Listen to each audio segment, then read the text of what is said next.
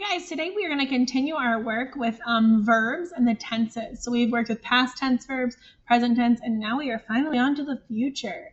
Remember, a verb is an action word. It's a state of being. It's what you do, don't forget, okay? I am running, I am laughing, I will run, I will laugh, okay? A verb tense tells us when that action took place, okay? So did you do it yesterday? Are you doing it right now, or will you do it tomorrow? That is what the verb tense will tell us. Here's a good meme for us.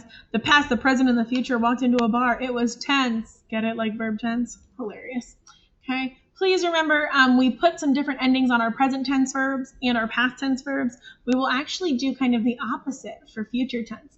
We will put a helping verb in front. So add the word will or shall or is going to in front of the verb. Okay. And that will tell us that it will happen later. All right, just think, how can I tell people this is going to happen in the future, okay? Add those helping verbs before the verb. So we have will, shall, is going to, things like that, okay? We will learn the perfect tenses sooner or later, just not right now, okay? So let's go ahead and practice with future tense verbs. So what is the future tense of each underlined verb? So we have birds make homes all over the world. If I wanted to tell you that the bird would do that tomorrow, I would say birds will make homes all over the world, okay? Or I could say birds are going to make homes all over the world. Those are just using those helping verbs right in front, okay? So let's look at these sentences. Which one of these is future tense? Is it chickadees and woodpeckers liked this food? Chickadees and woodpeckers will like this food. Again, we're looking for the one that tells us something that's going to happen in the future, not in the past. So it definitely is that second one. Chickadees and woodpeckers will like this food. Look for that helping verb. Think which one has not happened yet. Okay. What is the future tense verb of this? Some birds stay near the water.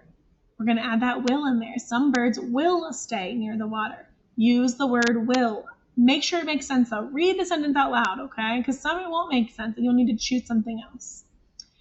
Some birds will stay near the water, or some birds are going to stay near the water. Again, use will and are going to.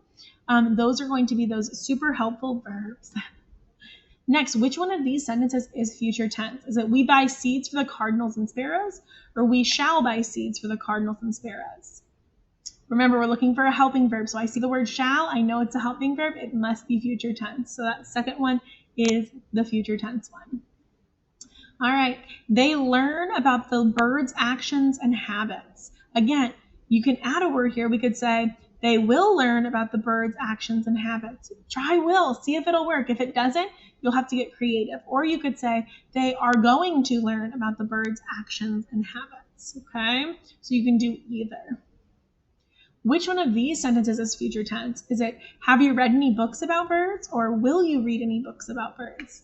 Where's our keyword? Find that keyword will. Will, shall, are going to. Those are our keywords for future. I see will. Will you read any books about birds? Okay, that's happening in the future. All right, look for those words that signify whether or not something is happening in the future. That's what you're doing today, okay? You're going to be writing some creative sentences or rewriting some sentences where you are putting things into future tense, okay? It didn't happen yet. It's going to happen. If you have any questions, let me know.